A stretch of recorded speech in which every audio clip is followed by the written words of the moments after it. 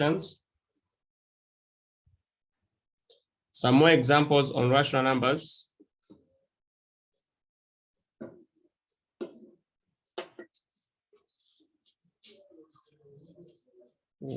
Some more examples.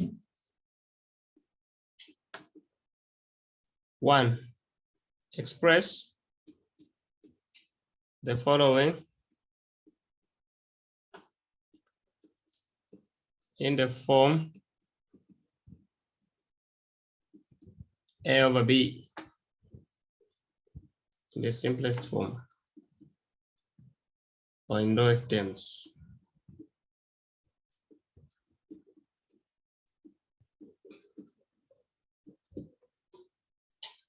A, 1.2 bar plus 3.14 bar. B, 2 plus 3.1 3.01 bar.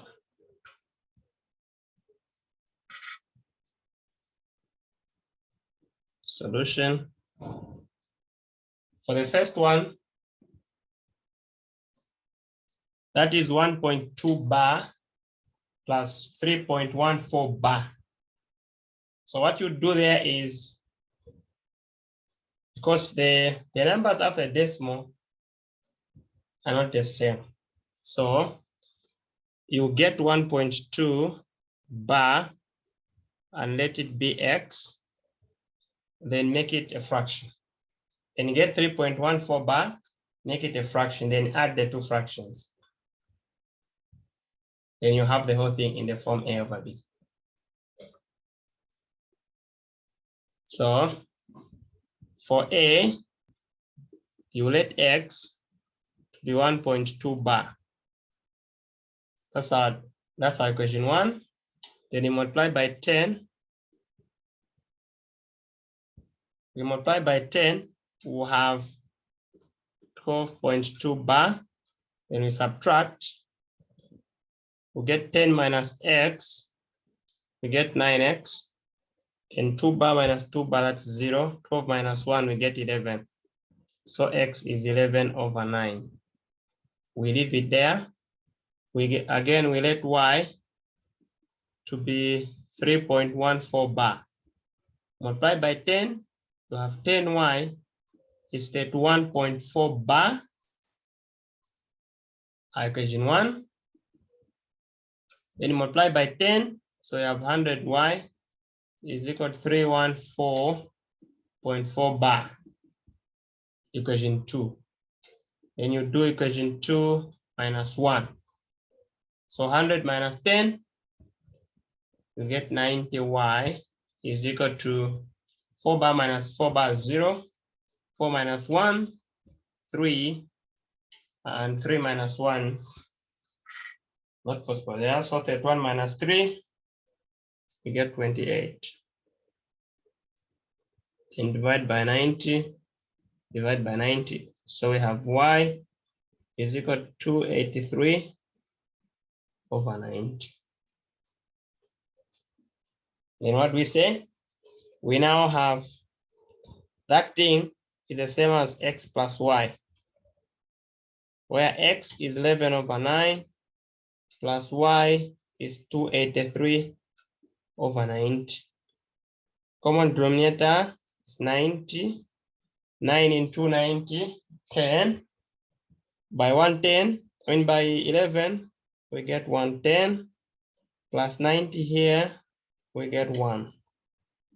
So now we add. So we have 283 plus 110. That is 393. So we get 393 over 90. So we are saying, therefore, 1.2 bar plus 3.14 bar is equal to 393 over 90.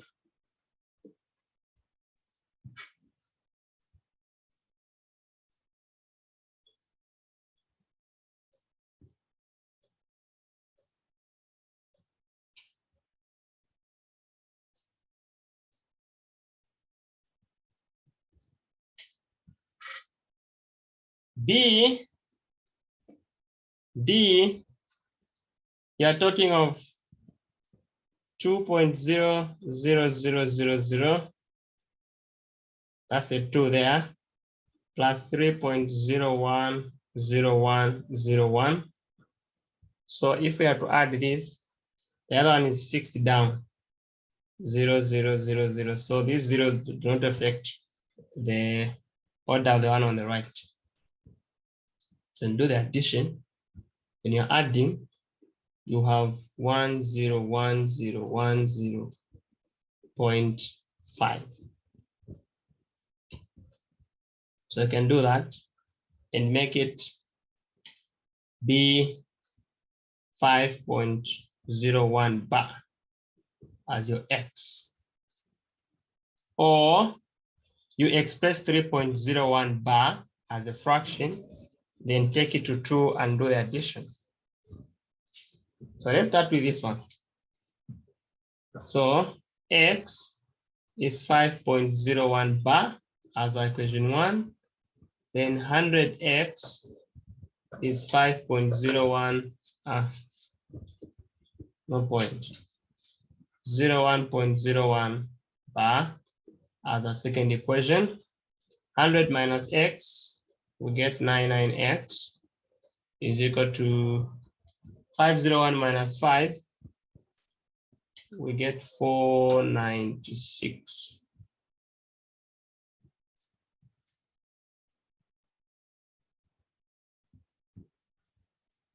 And we divide by 99, divide by 99. So x is 496 over 99. Or the other one, we get 3.01 and say, So, hello. what question is that, the one you're solving? Second one, B. So we've added 2 plus 3.01 bar. Now I want to take another option. What if for the same B, you first let x to be 3.01 bar, you say equation 1, then multiply by 100, then you have 301.01 bar, you say equation 2, then do 2 minus 1, 100x minus x, 99. 301 minus 3, you get 298. Then divide by 99, divide by 99. So x will be 298 over 99. When you come here, this is your x. Remember? So we're now having 2 plus x. So you have 2 plus 298 over 99 over 1. Common denominator is 99. Then 2 by 99. You get 198. So you have 198 plus 298. Then we add this plus 298. We'll get 496 over 99, which is what we got here.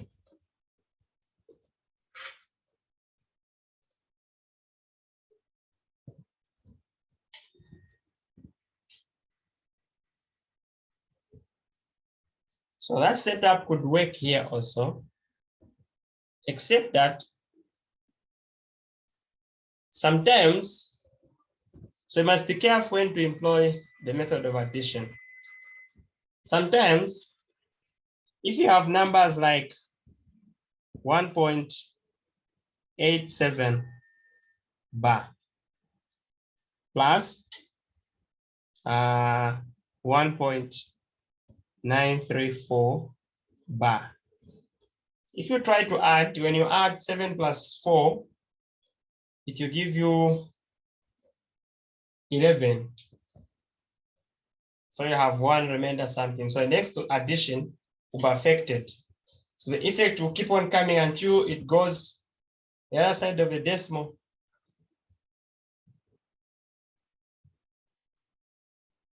Sometimes it may disturb the pattern, sometimes it's fixed. But you're sure that if you separated them, the answer will be correct. So you can try. I'll leave this one for you to try.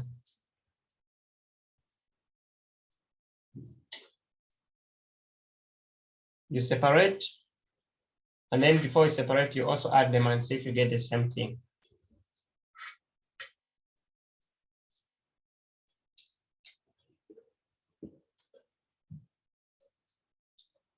Okay. So now we can talk about rational numbers. I mean, irrational numbers. Irrational.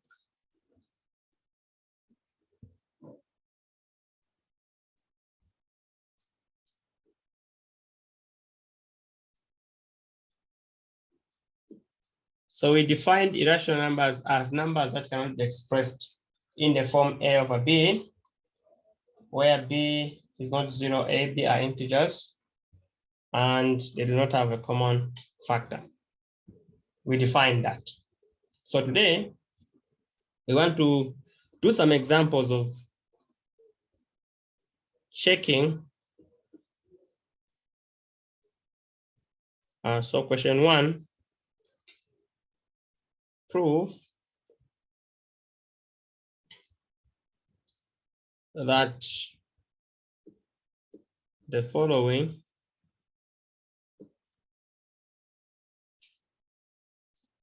numbers are irrational.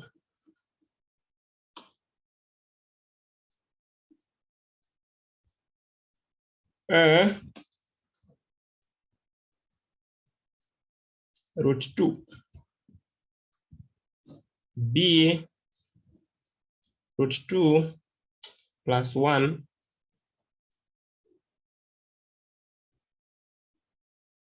given that root 2 is irrational.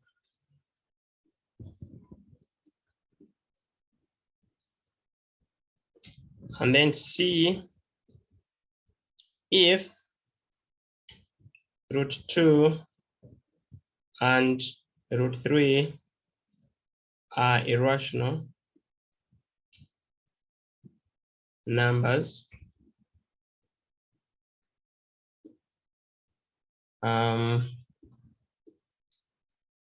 is root 2 plus root 3 irrational?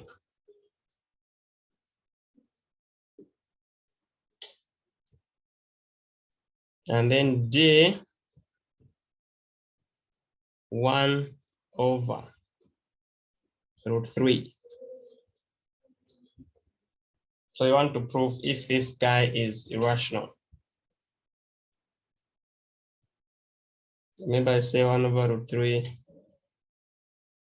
minus 2, given that root 3 is irrational. Solution. We'll start with A. Prove that the following numbers are irrational. A, root 2. To prove that root 2 is irrational, we go the counter way. We define irrational as numbers that you cannot express in the form A over B. So what we'll do here is we'll take the opposite. So say, suppose root 2 can be written as A over B, where B is non-zero, A, B are integers, and A, B do not have a common factor. What have we done? We have assumed that root 2 is rational.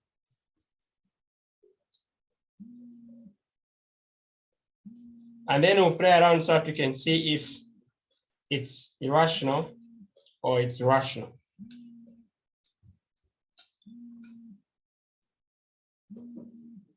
So let's see.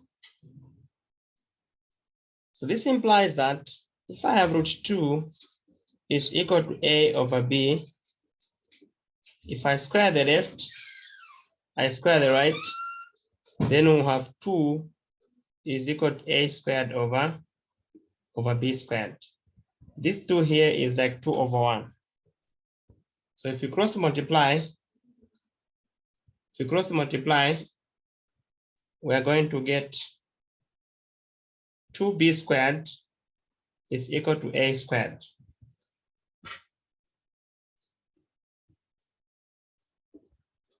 In simple terms, what you're saying here is, if I have a squared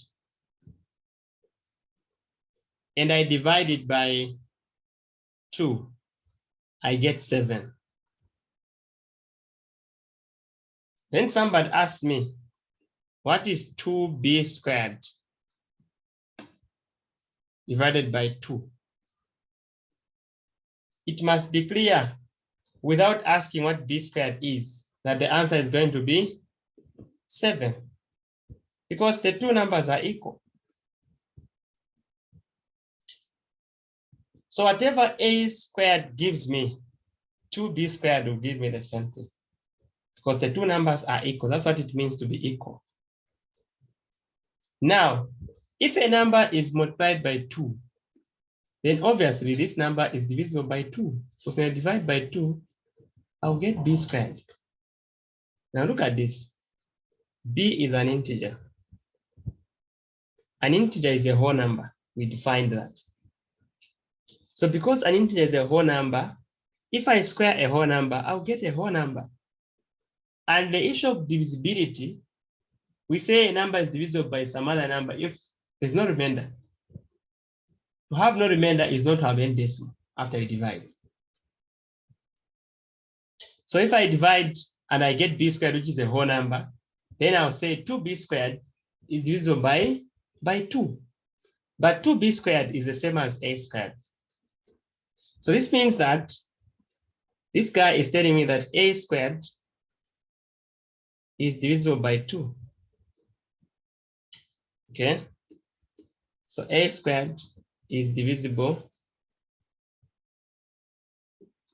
by 2, which implies that a itself is divisible by 2.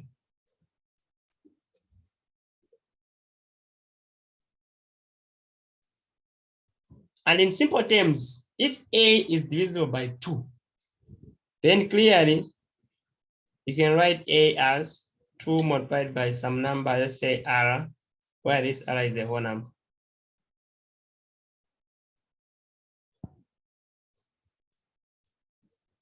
If r is a whole number, then I say a is 2r. Whenever I divide a by 2, I'll be getting r. So no remainder. Then you get back to this equation and say, oh, this guy is 2b squared is equal to a is the same as 2r. So I'll put 2r squared, so that we get 2b squared is equal to 4r squared. You now expand this. If you divide by 2, you divide by 2, you get b squared is equal to 2r squared. This statement will now be reversed. You will say b squared is divisible by 2, which implies that b itself is divisible by 2. So you have this statement: a divisible by 2, a divisible by 2, b divisible by 2. When we said they do not have a common factor. But A is divisible by 2. B is divisible by 2.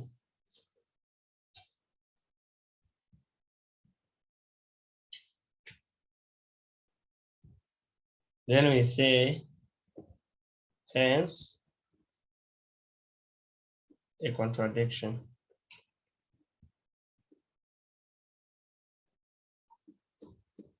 And so, root 2 is irrational. When we say is irrational, we mean it cannot be written in this form. You can't write root 2. Root 2 cannot be expressed in this form, where b is non-zero, a, b are integers, and a, b do not have a common factor. Any number which you can't express in this form is irrational. So root 2 is irrational.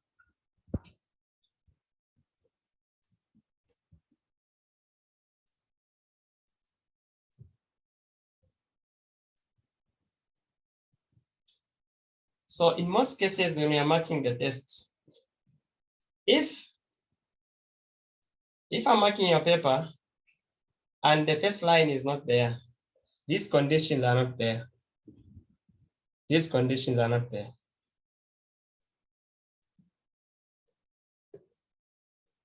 And then you solve,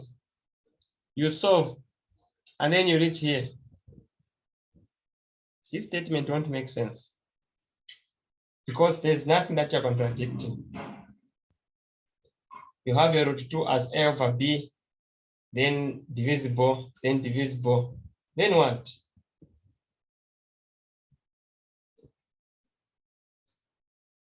And if you only had time to write the first line, you get 3 marks. If it's out of 5, you get 3 marks out of 5. Because at least you know the first thing to do is to assume that this number is rational. And then you disprove that assumption.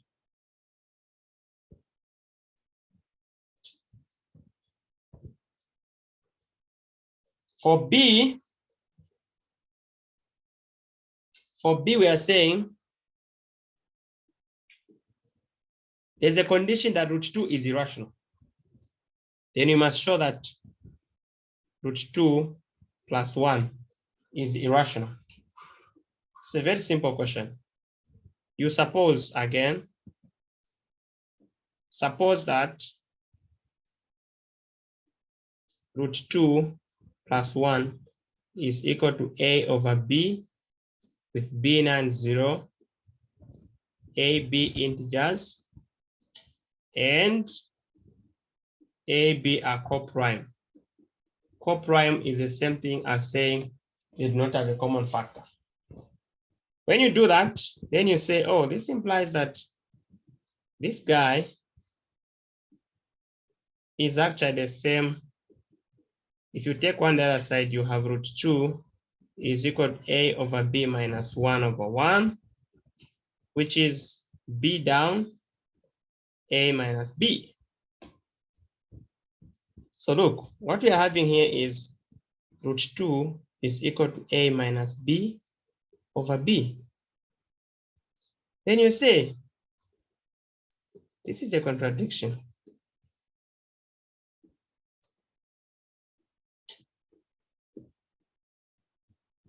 Why? Because a minus b over b is rational. And root 2 is irrational.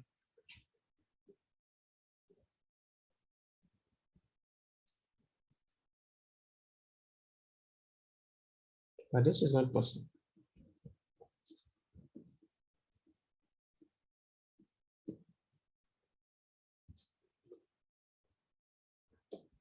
Our argument ends thus. You just put this statement. You're done. It's a contradiction because a over b is irrational. and root 2 is rational. I mean, is irrational. A over B, A minus B over B is rational because you can write it in that form. A minus B is an integer. B is an integer. That's how we define an irrational number. It can be written as a fraction. But we are told in the question, given that root 2 is irrational. Remember, when we are drawing the sets, we said complex, then we said R, then in R we said there's Q here, rational, and there's P here, irrational. The two sets do not intersect. There's nothing common. So you cannot have root 2 equal to a rational number when root 2 is irrational. So once you get here, then you say this guy is not rational based on those on this argument. So you say hence root 2 plus 1 is irrational.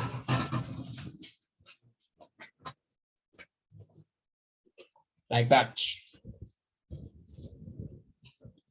So you have question D, similar to B, as an exercise. This as a task.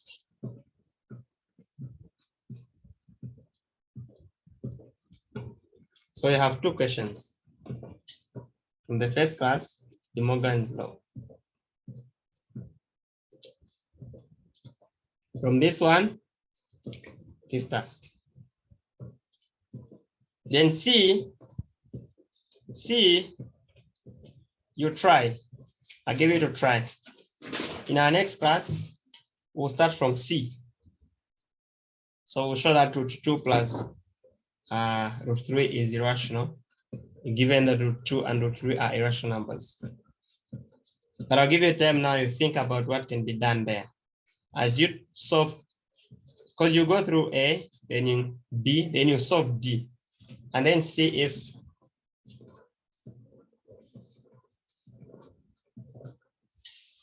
yeah, but it's the same thing. It's the same thing.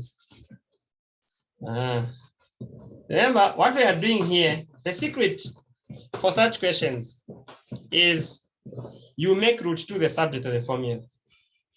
So the same thing will happen 1 over root 3 minus 2. Your target is to make root 3 the subject. Once root 3 is standing alone, whatever you have on the right will be a fraction. Then you say a contradiction. If you fail to make root 3 the subject, you can't conclude. So your target is to solve. Of course, here there will be like A over B with the assumption. Then you solve for root 3. Once you have root 3 standing alone, whatever you have on the right will be a fraction. Then you have a contradiction. I'm saying, you think about what you should do on C. How can you go about C? And then we'll start with C next time. Tomorrow we have a tutorial. Oh yeah. So tomorrow is a tutorial thingy. But because we haven't done much, we'll see how to balance so that we do all the parts that are up to where we have reached. Then we'll see how we bring in complex numbers, sides, and binary. Have a good night. Before you go. Excuse me, sir. Thank you. So the Zoom is going to cut before you ask. Okay, sir. I want That question.